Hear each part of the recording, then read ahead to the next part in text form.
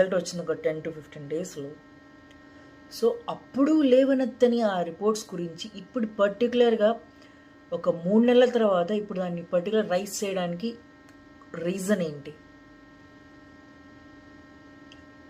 As a common సిటిజన్గా, Andhra Pradesh సిటిజన్గా నాకేమనిపిస్తుంది అంటే, రీసెంట్గా విజయవాడలో ఫ్లడ్స్ వచ్చాయి.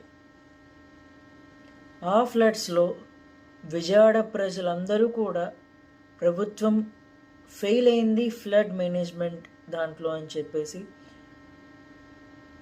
Majority of the people, majority of the Vijayawada citizens ఇలా అనుకున్నారు. అందుకే వాళ్ళు ప్రాపర్గా వాళ్ళకి ఫెసిలిటీస్ అందలేదు, ప్రాపర్గా ఫుడ్ వాడికి అందలేదు, ప్రాపర్గా వాటర్ ఫెసిలిటీ రాలేదు, బోట్ ఫెసిలిటీ రాలేదు. ఎంతో ప్రాణ నష్టం జరిగింది, జంతు నష్టం జరిగింది.